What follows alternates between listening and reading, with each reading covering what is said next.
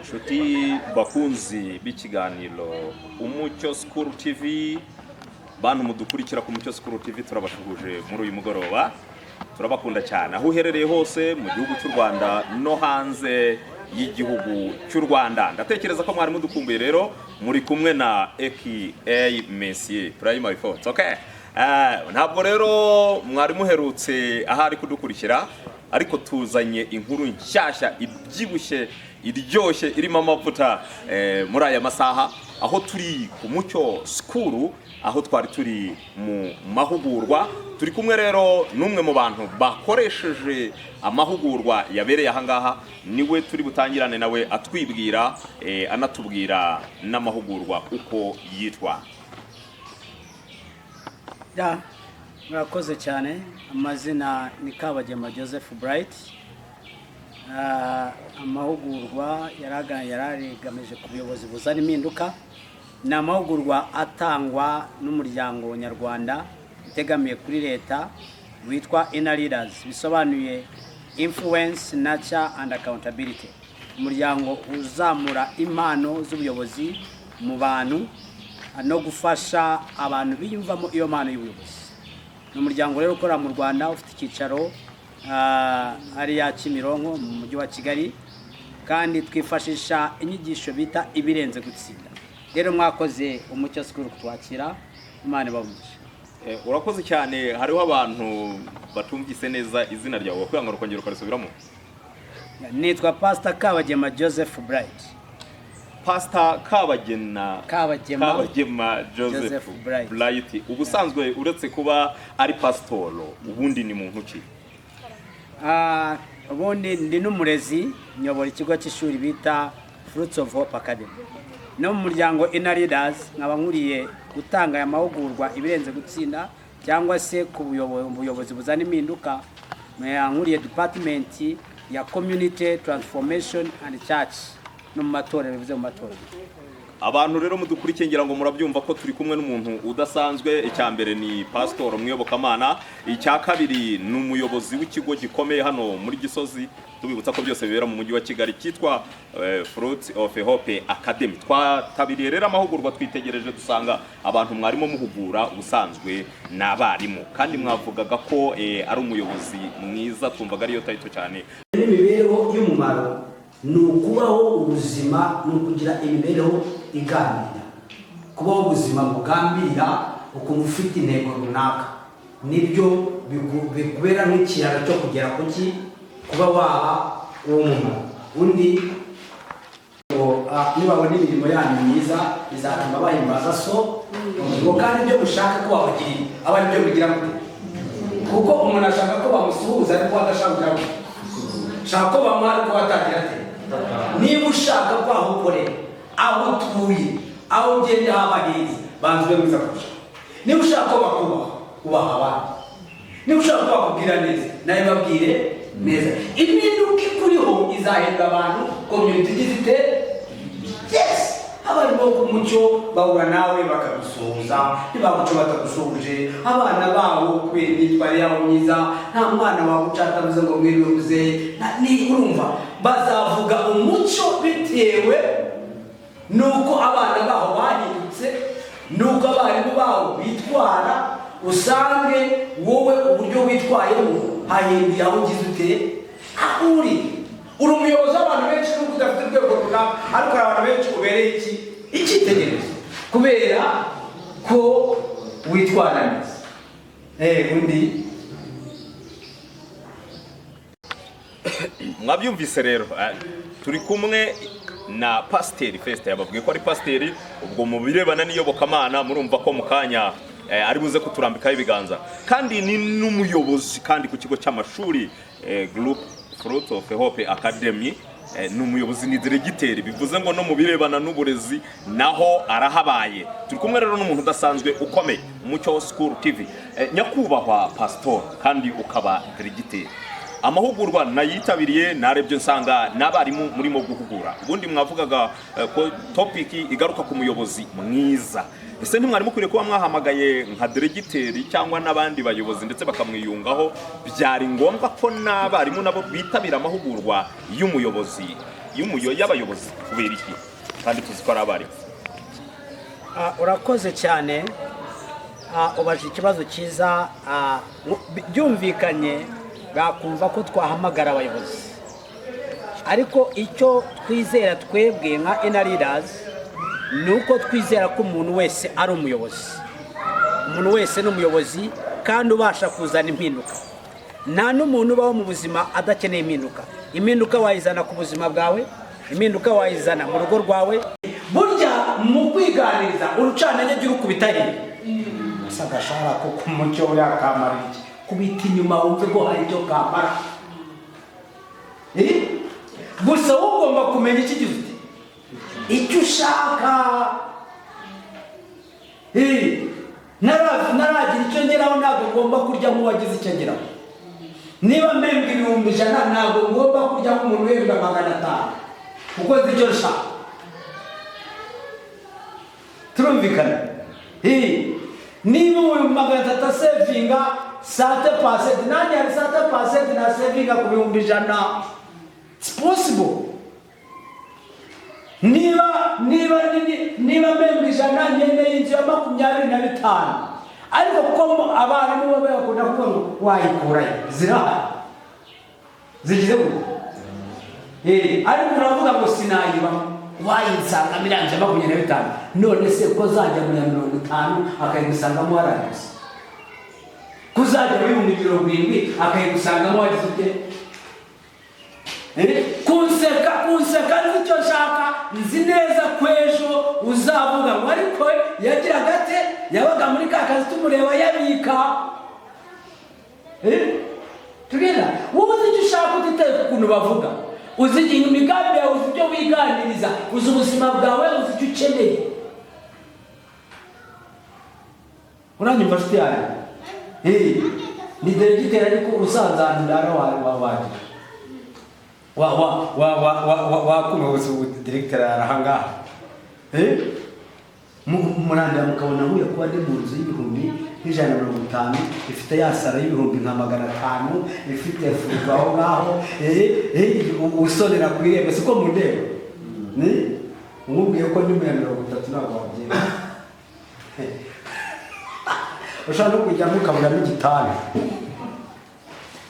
Zana foto mufariso bakira kuri kapeti ngarya manga n'uruda.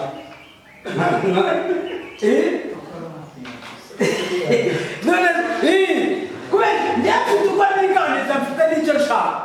Nta family mfite hano muri Kigali, family iri mu ntara, nabo bakintu nziza, mfite urutanda waryamo mu cyana, washaka waryamuca, washaka waryamuca, mfite intebe njyana mwicaramo mpagarara neza nijya.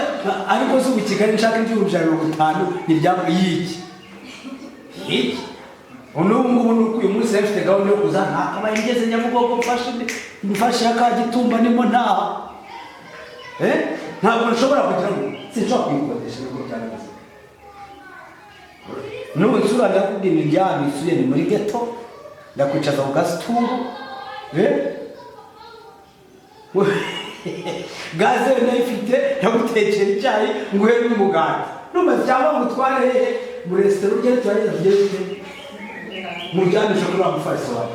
Nunseka unseka, ariko nugera iwawe uzasanga ibyo ndi wamburiyeho Kigali. Kubera naje gupagasa ngira abantu mugende gupagase i Kigali, naje gupagasa ntabwo naje kuyasesagura mu nyaye barandi.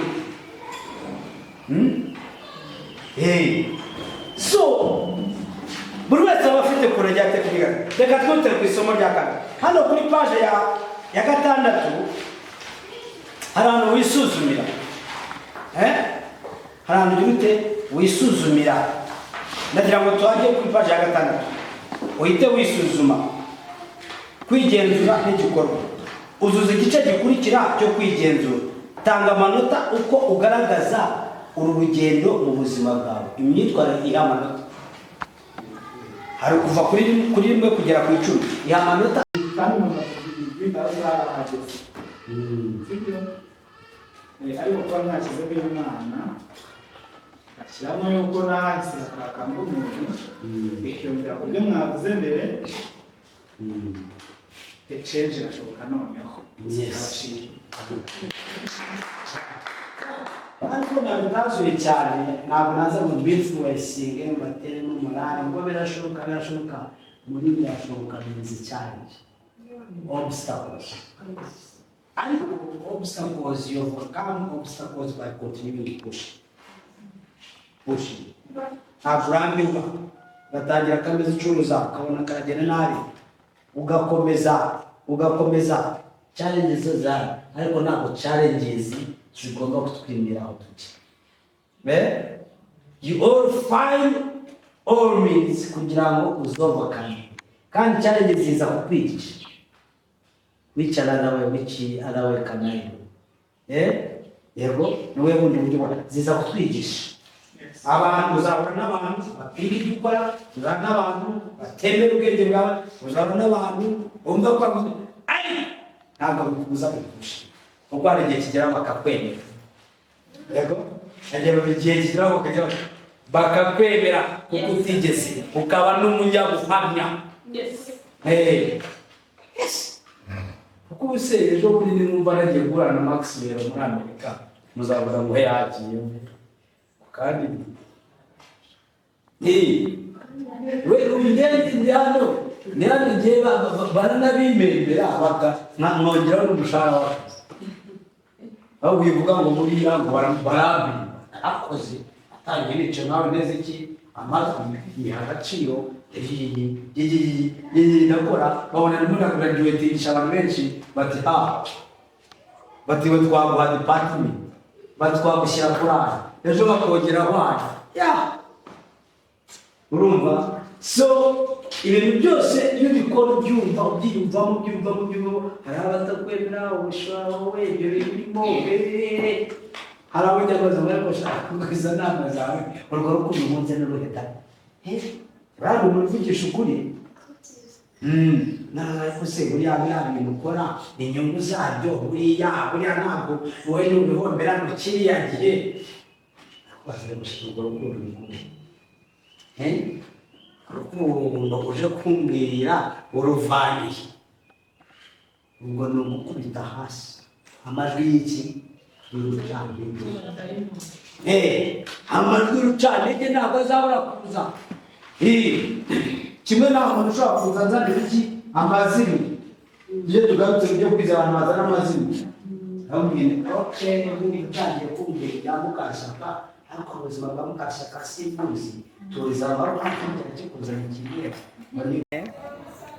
ubaje ikibazo cyiza byumvikanye bakumva ko twahamagara abayobozi ariko icyo twizera twebwe nka leaders nuko twizera ko umuntu wese ari umuyobozi umuntu wese n'umuyobozi kandi ubasha kuzana impinduka nta n'umuntu ubaho mu buzima adakeneye impinduka wayizana ku buzima bwawe impinduka wayizana mu rugo rwawe ubaye umuyobozi mwiza mu rugo rwawe wazanamo impinduka ubaye umuyobozi mwiza ukazi kawe wazana impinduka ikindi abayobozi bose nubwo abadirecteur n'abandi bose bari mu nzego z'ubuyobozi zizwi siko ubuyobozi bwose buzana impinduka kuko twumva abeguye twumva abegujwe burya bayananiwe kuzana impinduka bivuze ngo abafite ubuyobozi cyangwa imiyoborere itazana impinduka iyo nta kimariye community rero niyo mpamvu twebwe amahugurwa dutanga tuzamura impano z'abantu z'ubuyobozi kandi ubuyobozi bugamije kumpinduka nziza. Nyakubahwa diregiteri kandi ukaba pasitoro usangiza abantu badukurikiye igitabo ibirenze gutsinda ibi bintu bishatse gusobanura iki? Tuzi ko mu buzima busanzwe iyo habayeho gutsinda nta kindi tuba dukeneye mu buzima, gutsinda twatsinze nafindi nta kindi kintu tuba dukeneye. Ibirenze gutsinda murimo gukangurira abantu twumvise mugarukaho cyane ku bantu badukurikiye ni iki mushatse kuvuga? Ibirenze gutsinda ni igitabo leaders twifashisha ku bufatanye bw'umuhanga mu miyoborere John C. Maxwell kandi akaba n'umuteolojiya. Icyo gitabo gifite amasomo 7.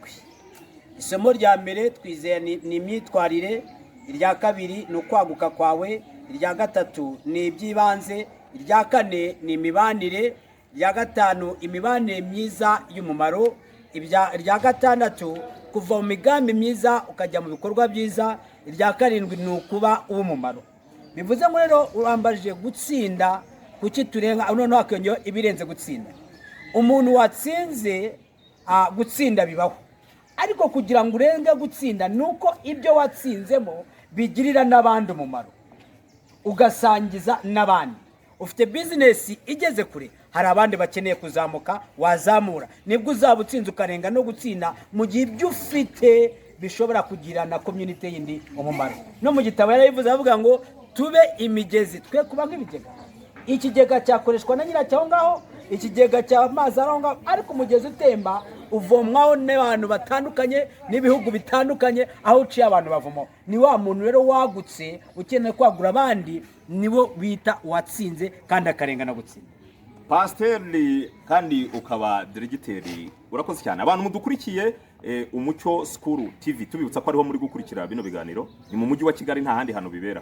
Mu ngingo tubwiye zirimo muri iki gitabo uvuzemo ijambo ryitwa kwaguka. Kwaguka abantu barabizi ko ari abantu bazi ko bamaze yaba kwiga, bafite ubumenyi mu mitwe yabo, yaba ku gafaranga bafite ku ikofi. Kwaguka mushaka kubwira abantu nimba ibyo bintu babifite, bari buze kwibaza icyo murimo mubabwira ni igiki mu kwaguka ko bo bamaze kubigeraho, cyangwa murashaka kuvuga kwaguka kwaba kurenze kuri ibyo ngibyo abantu twibwira ko umuntu yize ndetse akaba afite n'ubutunzi. Gerageza usobanure mu magambo makeya ijambo ryitwa kwaguka muvuze muri izi ngingo ziboneka muri iki gitabo. Kwaguka twabirebera mu buryo bwinshi. Hari ukwaguka mu bushobozi, kwaguka mu mibereho, kwaguka mu mumaro. Igihe cyose ushobora kuba ufite icyo utanga, igihe cyose ushobora kuba ufite ibiguhagije, igihe cyose ushobora kuba hari ikintu waha community, ni ukuvuga ngo uba warageze mu rwego kuba wakwaguka. Kandi kwaguka ni muri bwa buryo umuntu ashobora kuba hari icyo ashobora kuba yakora, ashobora guhaza urugo rwe, ashobora kuba yasagurira community, ashobora kuba yatanga ubumenyi afite kandi bukagira abandi buzamura. Icyo gihe no kwaguka. Kandi umuhanga yaravuze ngo abantu bahora biga bahorana ejo habo heza. Mu gihe nanone duhora twiga tuba dufite kwaguka muri twe. Ikindi nuko kwaguka ntabwo bigira limit, nta nubwo bigira aho bigarukira, ahubwo bikomeza kuba kwaguka bikaba nk'umuco, aho iyo bikomeje kuba umucyo bigenda bigaburira, binasagurira, binazamura abandi. Uvuga ngo nk'Umucyo School, kwaguka kwayo niba uyu munsi ifite staff tuvuge y'abantu 15, kwaguka kwayo izatanga akazi mu gihe kizaza abantu 30. Ntabwo tugomba kurebera Umucyo School, ntabwo tugomba kurebera kuri ya staff y'abantu 15, ahubwo iki shaka irashaka gusavinga community ibashe no kwakira abana bagera mu 1000. Izaba ifite abakozi 200, 300, izaba ifite gutera inkunga ibindi bigo bizamuka. Uko niko kwaguka. Sinzi niba mbashubije abanyakuru. Urabashubije cyane. Nk'umuntu wari uhababereye abavandimwe wari uri muri aya mahugurwa, harimo ijambo wigeze kuvuga ndarikunda cyane. Wigeze kuvuga ngo hari igihe imyaka ngwiza yonyine nk'abantu batari bahari muri aya mahugurwa, ariko nari mpababereye egare ko mbasangiza kuri aka kantu. Nge nagakunze cyane, ariko numva sindi buze gushobora kuza kugasobanurira abantu ahari nkiri kumwe na pasiteri kandi diregiteri. Ijambo rivuga ngo twarisanze muri iki gitabo nicyo wifashije udugura, hari igihe imyaka iza yonyine.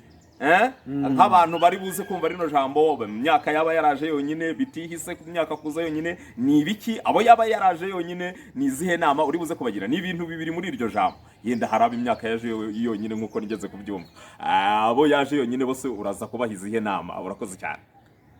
Urakoze cyane. Umuhanga yabivuze neza, ne ku ngingo yavuze ngo kwaguka ntabwo byizana. Ntabwo kwaguka bizanwa, ntabwo byizana, ntabwo byuka ngo uhure nabyo muri saro, ntabwo byuka ngo bisitareho, ntabwo bizira mu nzozi gusa, ahubwo kwaguka yaravuze ngo kwaguka biragambirirwa. Kugambirirwa nuko wumva ko ukeneye kwaguka, kumva ko ushaka hari aho ushaka kugera, ndetse ugategura n'ingigo y'ibyo ushaka kugeraho. Bivuze ngo kuvuga ko umanga yavuze ngo kwaguka ntabwo byizana, ngo kandi ngo hari imyaka igenda yonyine. Nshuti yanjye uduteze amatwi, Umucyo School TV, reba imyaka ufite n'ibyo wagezeho, uraza gusanga hari imyaka yagiye yonyine, uraza gusanga hari igihe watakaje. ese ubushobozi ufite ku myaka ufite biramacinga? Nicyo umuhanga yashatse kugira ngo akwereke ko utagomba, ntabwo umuntu agomba kuvuga ngo nzatangira gukora ngeze ku myaka 18, nzatangira gukora ndangije kaminuza. Mu myaka 17 niho hari imbaraga zo gukora, mu myaka 16 hari imbaraga zo gukora no gutekereza aho ugana. Ntabwo rero kwaguka bijyana n'imyaka, ubwo bijyana no kugambirira no kumva ko hari icyo ukeneye kugeraho. Urakoze cyane. Hanyuma aya mahugurwa ntabwo twakurekura utatubwiye aya mahugurwa abantu bakurikiye kino kiganiro nubwo ari resume ari incamake y'amakuru, ariko abantu hirya no hino mu gihugu bari buze gukurikira kino kiganiro bashobora gukenera nabo ko aya mahugurwa yabageraho. Ese bababona bate nimba babyemerewe? Yakunda ko nabo mwabageraho baramutse babakeneye, mwabaha umurongo bababoneraho? Urakoze cyane. Wavuze ni pasiteri kandi na directeur w'ikigo cy'ishuri Fruits of Hope Academy, ariko muri Inner Leaders nk'umuryango utegamiye kuri leta kandi nyarwanda. Nanone nshinzwe gutanga aya mahugurwa, nshinzwe department yo kuyatanga muri community no mu matorero ku rwego rw'igihugu. Bivuga ngo dukorera hafi mu turere twose tw'igihugu no mu ntara zose zigize igihugu. Icyicaro cyacu kirariya Kimironko, umuyobozi wacu bamwita Amanda Mihigo, ngewe ni Kabagema Joseph Bright. Mwaduhamagara kuri 078 55 97 241. Icyo dukora, dushobora kuza tukaguha abafasha myumvire bakaguhugura cyangwa tukizira imfasha nyigisho nk'ibitabo turazizanira tukabasangaho muri mwateguye inteko. Wategura abantu mukorana mu kazi kugira ngo bongerwe ubumenyi no kongerwa enoza experience mu by'imiyoborere. Wategura community mu itorero ryawe, wategura inshuti tukabahugura. Nawe ubwawe wadusaba igitabo tukakiguha ugahugura umuryango wawe n'inshuti zawe, kandi tubitangira na certificates. Rero murakoze. Uvuze ku bya certificate, mpita nibuka ko wigeze kuvuga mu kiganiro ngo abantu bafite uburenganzira bwo kuba nabo bagenda bagahugura abandi, nibyo? Cyane iyo maze guhugurwa nawe usabwa guhugura abandi, kuko muri gitamanga tubiye ngo tubimigezi twe kuba nk'ibigero. Icyo wumvise nawe ugisangiza abandi, kandi uko urushaho kubisangiza abandi no kubigisha no kubahugura kuri indangagaciro z'umuyobozi mwiza, bituma nawe urushaho kugenda waguka mu kuba umuyobozi mwiza kandi uzana impinduka. Nshuti yanjye, ubuyobozi bose siko buzana impinduka, ariko ushatse wa muyobozi mwiza uzana impinduka ku rugo rwawe, ku buzima bwawe, aho ukorera, aho ugenda. Ni naho muhanga yavuze ngo niba ushaka ko uba mwiza, ushaka ko aho ukorera haba heza, aho ukorera, aho ugenda, aho utuye haba heza, ngo we banze ube mwiza kurushaho, kuko ngo ibyo ushaka ko abandi bakugirira aba ari byo nawe ugira ute ubagirira. Abantu badukurikiye harimo abantu b'abapasiteri nkawe, harimo abantu kandi b'abayobozi b'abadiregiteri nkawe cyangwa b'abarimu nkabo twari turi kumwe hariya mu mahugurwa, n'abandi bantu tuzi ko bajya bavuga ngo barasobanutse. Rero bari buze gukunda ibi biganiro byawe, bari buze gukunda zino nyigisho, ndetse uranavuze ngo muragenda mukabaha certificate nabo bakaba bajya guhugura abandi. Ariko abantu bitewe n'uburyo igihe kiri kwihuta cyane, uburyo abantu barimo gucunguza uburyo umwete bashaka iterambere, bari buze guhita bibaza bo nibaramuka babikoze batyo inyungu zo bazibonye igihe mwabahuguraga n'igihe bakurikiraga ibitabo basomaga cyangwa mwabagezaga amahugurwa, inyungu bazibonye. Ariko mubashishikarije ko nabo bashobora kugenda bagahugura abandi. First abo bantu tuvuze haruguru bo icyo ahita yibaza ati ku inyungu zanjye nazikuyemo, hanyuma kuba nzagenda nkabafasha nk'umuryango, nkabafasha mwebwe nk'abanyirubwite, ni zihe nyungu we azabikuramo turetse za zindi yabonye igihe mwamuhuguraga cyangwa yasomaga igitabo? Ni zihe nyungu zindi ashobora kuzasanga mu gihe yagenda nawe akajya guhugura abandi? Nshuti, hari ubutumwa ntanga ku bapasiteri, nanjye ndiwe, hari ibintu mwivugabutumwa bitakigezweho. Abantu bakeneye ubutumwa bwiza kandi buzana impinduka ku buzima bwabo. Akenshi usanga dukora amakurusedi ngo abantu bakizwe, ariko amakurusedi dukora akaba yo gusirimba n'ibyuma byinshi, ntabwo ari byo bihindura imitima y'abantu. Ndababwira ngo ubaye uri umupasiteri ukigisha abantu imyitwarire myiza, ukigisha abantu kwaguka, imyitwarire myiza, umuntu yagize imyitwarire myiza abasatira kwizera. Umuntu iyo agambirira kwaguka ntabwo amara umwanya mu kabari, ntabwo amara umwanya yicaye akora ubusa, ahubwo amara umwanya atekereza ku cyamuteza imbere bikamubuza kuba byajya muri bya bikorwa bibi. Umuntu ufite iby'ibanze ategura umunsi we neza y'ibintu agomba gukora, uzasanga adatakaza igihe cye. Ntabwo uzamusanga mu banyarumogi, ntabwo uzamusanga mu bantu bicaye ku busantire bavuga ubusa, ntabwo uzamusanga mu makarita, kuko afite ingengabihe n'ibikorwa agomba gukora buri munsi. Umuntu ufite imibanire myiza n'abantu, uzasanga iteka afite abajyanama beza bamubwira gukora ibyiza. Uwo muntu azaba asatira gukora iby'Imana ishaka. Umuntu ufite ubusabane n'Imana, umuntu ufite kuva mu migambi myiza no kujya mu bikorwa byiza, uwo muntu iteka aba atekereza positively. Bikamera mu matorero, izi nyigisho zigeze ku bantu zihindura abantu mu buryo bundi runaka butari direct, ahubwo buri indirect, bigatuma wa muntu yisanga ari umuntu mwiza. Nyakubahwa deregiteri kandi ukaba pasiteri, ikibazo ndabizi ko wacyumvise neza, ariko unshubije ku ruhande rumwe nk'uvugira abapasiteri bagenzi bawe, ariko wibuke ko hariho n'abandi bantu noneho ibyo by'igipasiteri bo batarimo bareba inyungu mu gipasiteri no mwivuga butumwa, bo barimo gushaka inyungu z'ibintu bifatika bigaragara, barashaka ibintu by'inyungu, bibasobanure nimba nazo zaba zirimo inyungu z'iyobokamana gusa. Icyo kintu abantu barakeneye kugisobanukirwa kugira ngo n'ababa batari mu gipasiteri nabo bamenye ko nabo baba bavugizi b'uyu muryango wacu. Urakoze cyane. Imyitwarire myiza ari ryo somo rya mbere rivuga ko iyo ufite imyitwarire myiza ugira inshuti nziza zirimo n'izifite ibyo bazagezeho. Bivuze ngo bibasha kuguha gutera imbere mu gihe ufite imibanire myiza n'abantu. Ikindi yuko isomo rya ugambirira kwaguka, wowe ubwawe nk'umuntu uzi icyo ushaka, uzi icyo usabwa mu buzima kugira ngo ubuzima bwawe bube ari bwiza, uzi icyo umuryango wawe ukeneye. Yaravuze umuhanga ngo kwaguka ntabwo byizana ahubwo biragambirwa. Icara fata inyigo y'ikintu ushaka kugeraho, utangire kugira icyo ugikoraho buri munsi mu mbaraga zawe, mu bushobozi bwawe. Hari abantu batekereza ko ashobora gutera imbere ariko abonye za miliyoni, ariko za miliyoni itangirwa ku ifaranga rimwe, 100, 100 ngahe. Ari mu bushobozi bwawe, tangira gukora. Reba ikintu wiyumvamo, utangire kugira icyo ugikoraho. Uko ugira icyo ugikoraho urimo urasatira kwegera ahantu ushaka. N'ikindi ni wa muntu ushaka iterambere, ushaka kwaguka, ushaka gutsinda, tegura umunsi wawe. Burya mu munsi wawe nimo hari ubukire bwawe cyangwa ubukene bwawe. Mu munsi wawe wakuramo ubukene biterwa nuko ukoresheje. Ntabwo uzirwa mu makarita ngo usaruremo icyo abana barya, ntabwo uzirwa mu gisoro ngo usaruremo icyo uri bwambare, ahubwo uko utekereza kugira icyo ukora umunsi wo gukoresha mu bintu biri positive uzasarura positive, nukoresha mu bintu biri negative uzasarura negative.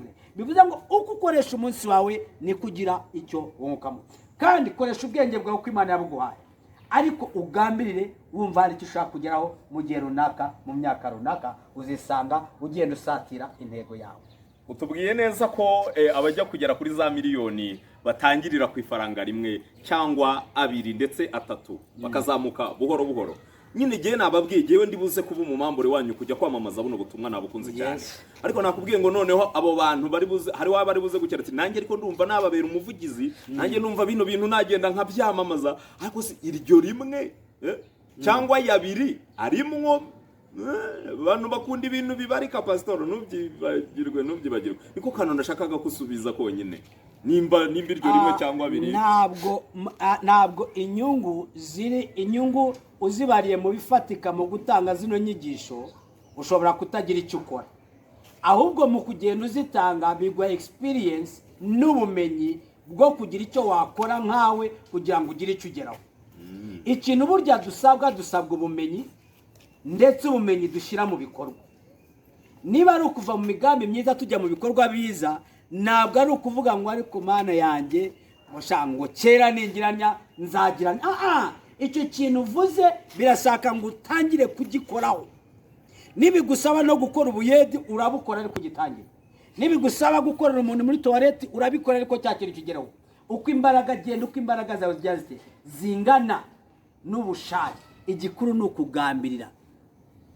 ni nyuma y'amahugurwa twarimo dukurikira yabereye hano ku Mucyo School, hanyuma tukaba twarimo tubagezaho incamake ku Mucyo School TV. Ntabwo rero nyakubahwa pastor akaba na directeur yari kuza kugenda tutamutunze mikoro ngo aduheho incamake abasangize uko amahugurwa yarameze. Turabakunda cyane, ni mu mujyi wa Kigali, byose niho bibera, aka Monsieur P4. Umucyo School TV niho mwari muri. Ndabasezeye, yerekana pastor nawe abasezere. Murakoze cyane abari baduteze amatwi, mbifurije imibereho igambiriye, mbifurije gutekereza ku cyo ushaka, mwifurije imyitwarire myiza no kugambira kwaguka, ndetse ubuzima bwawe bubeho bufite intego. Ciao ciao, bye bye. Pastor bakuvugisha